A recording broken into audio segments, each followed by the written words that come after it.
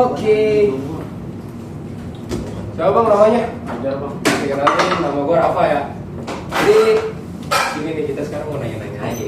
Iya bang. Nanya. Gue mau nanya pendapat tuh nih bang tentang program pelaksanaan MBG nih. Kan dari mulai Prabowo menjabat nih, mulai berjalan tuh programnya. Nah, pandangan lu gimana sih atau pendapat lu tuh tentang program MBG? Ada plus minusnya sih bang, itu kata gue. Plus minusnya gimana? Kalau plusnya itu ya membuka lapangan kerja baru kan ya. Buat orang catering yang mungkin udah sepi orderan gitu, sepi pesanan gitu kan. Jadi mereka dapat orderan gitu yang banyak dan secara masif gitu yang kayak tiap hari ini ada mulu gitu. Ya gue nggak tahu sih cara realnya kayak gimana, cuman ya itu ya ini dapat lapangan kerja jadi ada gitu. Itu yang mantan juga bantu UMKM gitu ya? Iya, saya bilang gitu sih bang. Terus nih, kalau tantangan utama nih dalam pelaksanaan MBG itu apa sih? Tantangan utama nih? Tadi kan udah membantu UMKM tuh, bilang bang. Nah, tantangan itu gimana tuh? Tantangannya sih ya mungkin kalau kita ngeliat di media akhir-akhir ini nih ya, yang aku bilangnya keracunan gara-gara MBG kayak gitu. Iya tuh, banyak tuh gue liat di X tuh, di Twitter lah, Facebook, Instagram tuh kan banyak keracunan tuh. Gimana tuh?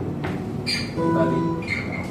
Iya itu tuh, wah ada sih mungkin ada quality control yang terlewat kali ya, atau mungkin bahan bakunya yang kurang fresh gitu. Bahan bakunya kurang fresh tuh, maksudnya gimana nih? Ya mungkin kayak cara pengolahannya salah kah? Atau bisa jadi, itu bisa jadi juga banyak faktor sih bang kayak gitu.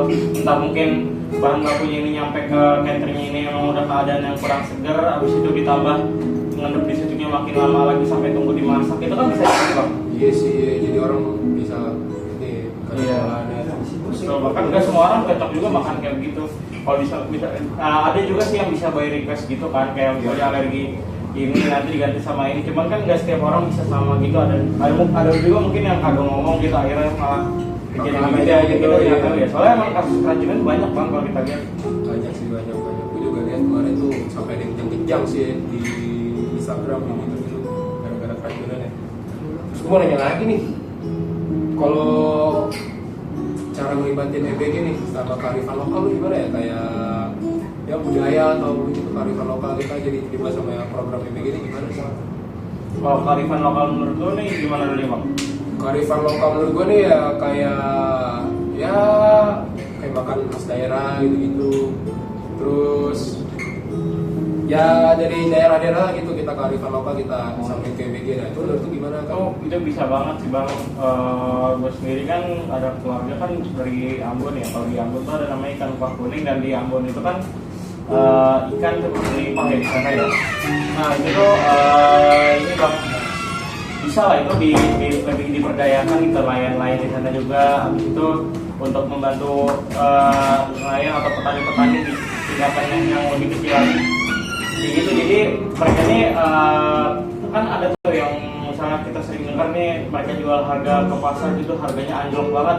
Mungkin bisa nih sama kementerian yang terkait ya lebih diurus lagi gitu, biar sektornya ini nggak mati juga, jadi bisa tetap hidup. Dan ibaratnya ya, sekali mendayung 2 pulau terlampau, dapat lapangan kerja juga. Habis itu sama pemberdayaan yang di bawahnya lagi itu yang tadi gue bilang bang, nelayan, petani dan lain-lain gitu. Jadi semua tersatukan gitu ya? Iya betul bang. Ini kan MBG dari catering kan? Iya. Nah terus biar cara gizinya tuh tetap terjaga dengan sama kualitasnya tetap terjaga itu gimana nih? Kita harus melibatin apa gitu tetap terjaga buat ke depan? Yang paling utama sih nih ngelibatin ahli gizi sih udah pasti tuh. Iya, ahli gizi tuh. Yes. Ahli gizi, habis itu mungkin biar ini sih apa, quality control tuh kayaknya nggak bisa cuma sekali doang deh. Kayak misal makanan udah jadi, QC kontrol makanan tuh susah jujur. Iya, jadi quality control ini bukan pas jadi doang, tapi mulai dari bahan pangan datang ke catering ya, ke tempat yang itu ya, pokoknya tempat masak intinya. Mulai dari situ tuh, ini dicek nih bahan bakunya nih, ini masih fresh atau mungkin udah layu atau kayak gimana tuh, kayak gitu sih bang. Kayak gitu ya. Kalau misal dari pihak yang lainnya gimana nih, ada nggak kira-kira? Jadi kan ahli gizi, ya. Terus yang QC gitu dari pihak sekolah ada kah? Atau dari pihak wali murid atau apa gitu, kira-kira ada nggak?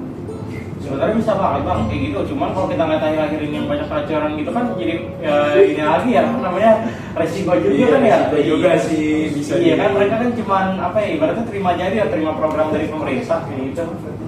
Jadi kita juga minim kewaspadaan sih sebenarnya. Iya itu juga minim kewaspadaan bang. Ya, program MBG itu udah mencerminkan kesetaraan sosial di Pancasila misalnya. Kayak keadilan sosial di Pancasila gitu. Menurut lu udah belum? Itu kalau dari pandang lu tuh kayak gimana bang untuk bentuknya tuh? Bahkan beda dari kita menurut gue nih, kita berarti istilahnya bahas perspektif. Iya. Jadi perspektif gue tuh, gue bisa bilang belum. Kenapa gue bisa bilang belum? Jadi gini, menurut gue target program MBG ini belum tepat. Karena kenapa? Dia hanya memberikan makanan gratis tuh kepada yang bersekolah. Nah, sedangkan kita melihat masyarakat Indo nih ya, iya benar. Kan ada yang nggak sekolah, ada yang nggak sekolah, kurang mampu lah ya. Iya, istilahnya yang kurang mampu lah. Itu kan mereka nggak tersalurkan. Jadi menurut gue itu kurang adil lah istilahnya. Iya. Jadi belum tersalurkan ke dalam keadilan sosial. Nah, menurut tuh gimana tuh bang? Itu gue setuju sih bang sama lo, soalnya kan banyak juga ya orang-orang yang ekonominya apa ya nggak kayak kita dan kawan-kawan lainnya yang sekolah gitu ya. Dan mungkin juga bisa dibilang ada yang beberapa yang tepat sasaran, cuman kalau kita bahas ke situ juga sebenarnya gue bingung nih, soalnya nggak setiap murid di sekolah negeri ini tuh mereka ekonominya kurang atau bilang miskin lah, dan nggak semua orang yang di sekolah swasta juga kaya bang. Iya kayak gitu sih bang. Program makan bergizi gratis membantu anak-anak dalam belajar agar tidak belajar dalam kondisi kelaparan. Dengan makanan bergizi, anak-anak bisa lebih fokus dan semangat saat belajar di sekolah. Program ini juga memberikan manfaat bagi UMKM dan usaha catering yang ada di sekitar kita. Petani dan nelayan lokal pun bisa ikut terlibat sebagai penyedia bahan makanan. Namun, kualitas dan kebersihan makanan harus selalu dijaga. Kita tidak ingin kejadian keracunan makanan terulang kembali. Oleh karena itu, pengawasan dari ahli gizi dan tenaga profesional sangat penting. Program MBG harus tepat sasaran agar benar-benar membantu yang membutuhkan. Dengan kerjasama pemerintah, sekolah, dan masyarakat, MBG bisa berjalan lebih baik.